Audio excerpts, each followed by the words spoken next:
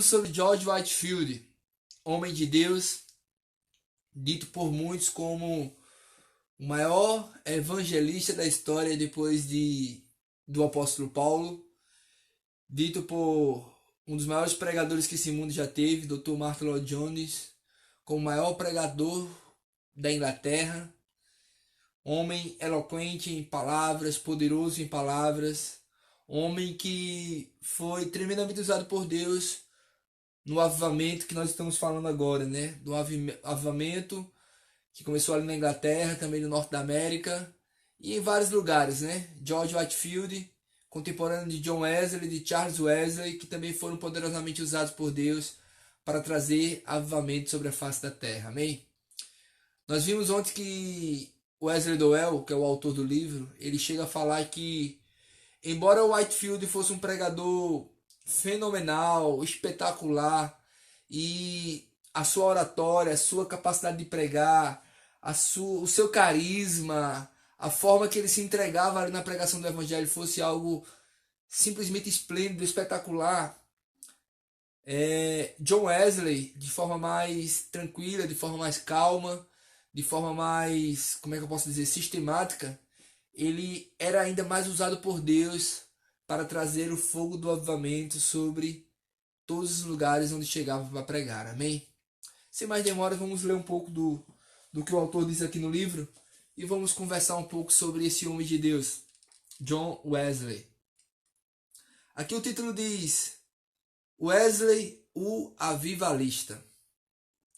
O grande avivamento dos anos 1739 e 1791 é frequentemente chamado de avivamento wesleyano. Embora Deus tenha usado grandemente George Whitefield, ambos os irmãos Wesley e muitas dúzias dos pregadores leigos foram também usados para acender o fogo do avivamento. John Wesley pregou em mais lugares, para mais pessoas e por muitos anos, a mais que os outros. Também realizou mais para conservar o fogo do avivamento. John Wesley foi claramente o líder escolhido por Deus nesse grande avivamento. Sabe, irmãos, quando John Wesley era pequeno, se não me engano ele tinha apenas 5 anos de idade, aconteceu um incêndio criminoso em sua casa. As pessoas atearam fogo em sua casa e todos começaram a sair. Um dos filhos da família Walker, ou melhor, da família Wesley, né? Gritou, chamou a mãe, Susana Wesley, o pai, e eles conseguiram sair da casa, mas o garotinho, se eu não me engano, de 5 anos de idade, John Wesley, ficou dentro do quarto e não conseguiu sair. E o fogo começava a pegar na casa e os vizinhos se aproximavam, tentando ajudar ali, tentando tirar de alguma forma John Wesley, até que um homem sobe nos ombros de outro homem e consegue tirar John Wesley pela janela. E quando John Wesley é retirado pela janela, quase que de imediato a casa desmorona, o fogo se espalha de forma completa.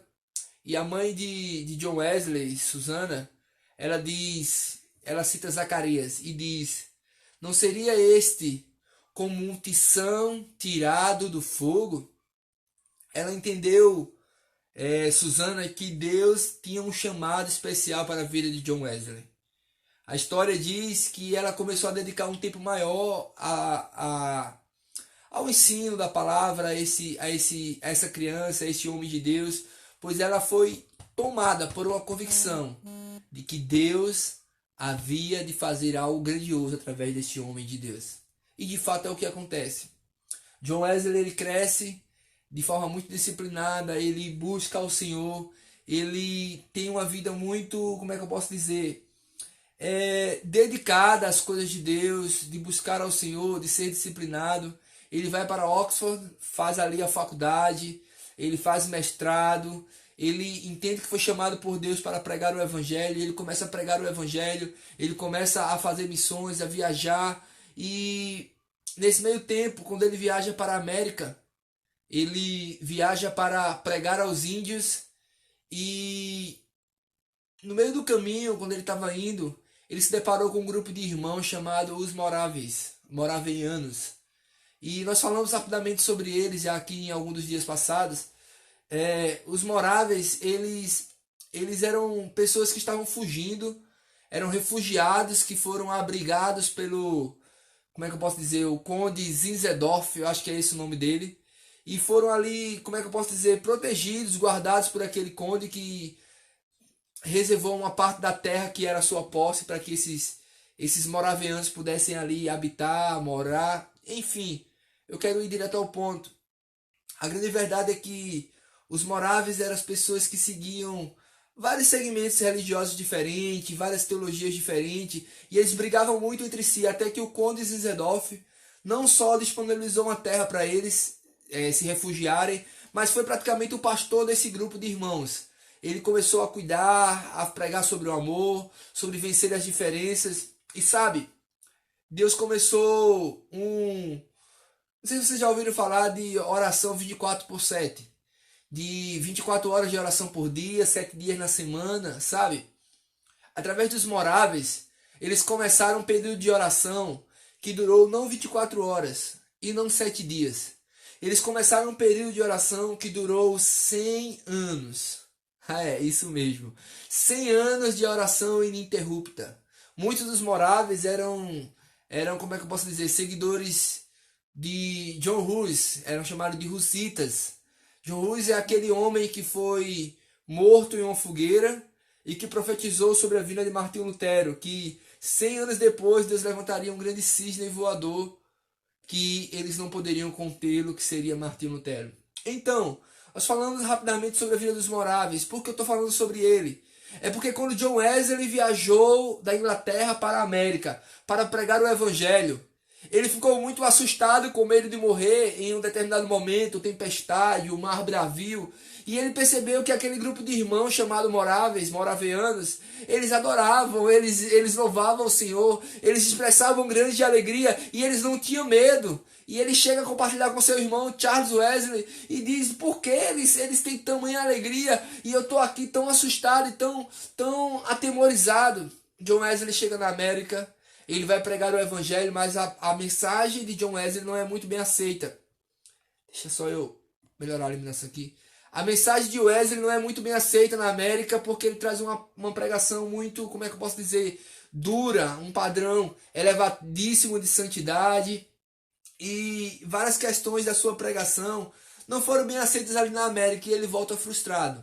Ele volta frustrado para a Inglaterra e compartilha com seu irmão Charles Wesley, com as pessoas, de que foi um tremendo fracasso a sua ida para a América.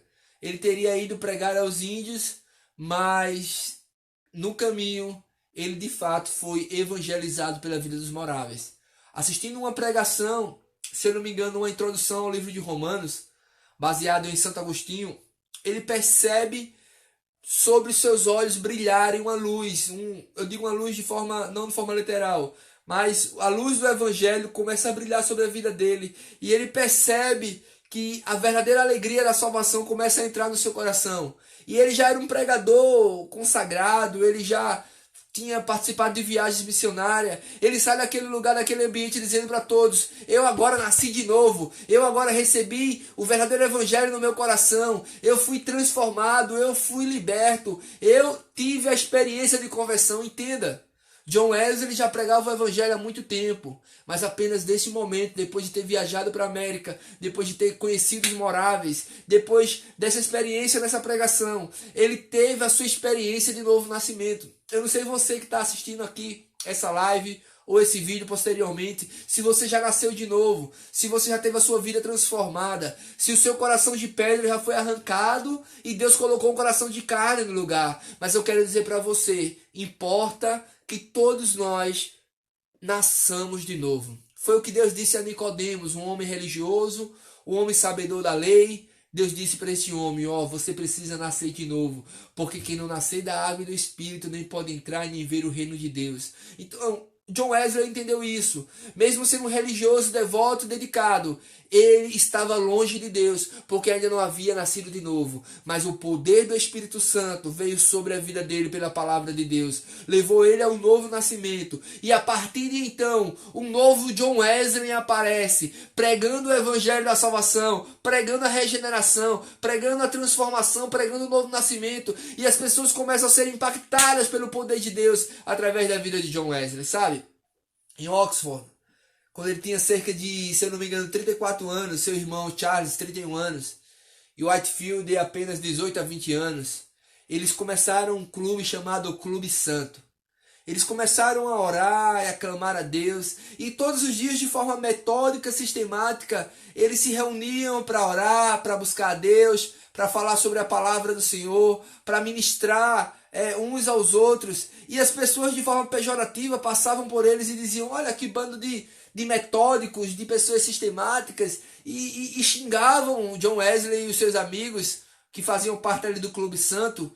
E esse xingamento pejorativo, metodistas, se tornou o nome de um dos maiores avivamentos da história. Amém? John Wesley, ele é reconhecido como fundador do metodismo, movimento este que alcançou a América e tantos outros lugares, e até hoje nós temos bebido e sendo, como é que eu posso dizer, influenciados e marcados pela influência de John Wesley naquela época. Amém? Vem comigo, vamos ler um pouco mais aqui. Nós falamos sobre esse Clube Santo. Foi em Oxford, em novembro de 1729, que Charles, irmão de John, e mais 2 estudantes começaram a se reunir 3 ou 4 noites por semana para conversar sobre as matérias que cursavam, bem como sobre vida cristã. Tão logo John Wesley voltou, tornou-se o líder do grupo. Começavam com oração, estudo do Novo Testamento grego e os clássicos. Revisavam o que acontecera naquele dia e planejavam o dia seguinte. Então oravam novamente e jantavam juntos, escutando enquanto John lia. Aos domingos liam escritos devocionais teológicos, jejuavam às quartas e sextas-feiras e celebravam a comunhão uma vez por semana. Um sistema de autoexame organizado por tópicos era seguido a cada dia. Por exemplo, aos domingos, eles meditavam sobre o amor de Deus na simplicidade. Às segunda-feiras, sobre o amor aos homens. E assim por diante. John Wesley é conhecido por ter sido alguém muito sistemático, muito disciplinado. Alguém que não perdia tempo para nada, sabe? Ele chega a dizer em seus diários, em sua biografia, que nem ao deitar ele perdia, assim, vamos dizer, 15 minutos para poder dormir. Quando ele deitava, ele já dormia, e quando ele acordava, ele já estava na ativa, orando, clamando, estudando as escrituras, pregando o evangelho. Sabe? John Wesley, ele consegue pregar por 50 anos. Por cerca de 50 anos, ele tem um ministério efetivo. George Whitefield começa antes dele, mas para bem antes. Charles Wesley também, se eu não me engano, dura 14 anos de ministério efetivo. Mas John Wesley, ele se parece ser incansável. Ele, com a saúde muito boa, cuidou muito bem da saúde, com exercício físico, com uma boa alimentação. Ele era disciplinado. Ele pregava o evangelho e viajava quilômetros e quilômetros a cavalo, até que no final da sua vida, quando já estava doente, sem poder andar por tantos quilômetros a cavalo, a biografia dele diz que algumas pessoas levantaram uma oferta para comprar uma carruagem para que ele pudesse continuar suas viagens. Então ele continua fazendo as suas viagens em uma carruagem, e nessa carruagem ali ele vai com seus livros, com Bíblias, com certeza, gastando mais tempo ainda estudando a palavra do Senhor. Ele chega a contar que durante as suas viagens a cavalo, ele viajava a cavalo, mas estudando a palavra. Ele, enquanto cavalgava, ele lia e conseguia ler com efetividade. E não sabe-se porquê, mas nós sabemos, na verdade, que era o Espírito Santo que conduzia, que os cavalos não tropeçavam e ele chegava em segurança nos lugares. É bem verdade que John Wesley e seus ministros, chamados ministros leigos, porque não eram ministros ainda ordenados ou formados no seminário, eles eram muito perseguidos. Em muitos lugares eles foram apedrejados, eles foram, como é que eu posso dizer, maltratados. Pessoas se infiltravam para tentar destruir as suas reuniões, para tentar acabar com suas reuniões, mas Deus começou a trazer destaque, começou a trazer segurança e começou a fazer com que homens importantes olhassem com, como é que eu posso dizer, com bons olhos para John Wesley e para o seu ministério. E muitos começaram a exercer até proteção sobre as suas reuniões, sobre o seu ministério. Amém? Vamos continuar aqui a leitura. Na viagem à América, aquilo que eu falei pra gente, Wesley conheceu os irmãos Moraves e foi desafiado pela certeza de salvação e pelo destemor que demonstravam em face da morte. Wesley ainda não estava seguro da sua salvação. Ele disse: fui à América converter os índios, mas quem podia me converter? Porque eu, aquele de quem eu menos suspeitava, que fui à América converter outros, não era eu mesmo convertido a Deus. Então Wesley tem uma experiência maravilhosa de novo nascimento, de transformação. Vem comigo. Wesley recebeu o testemunho do Espírito.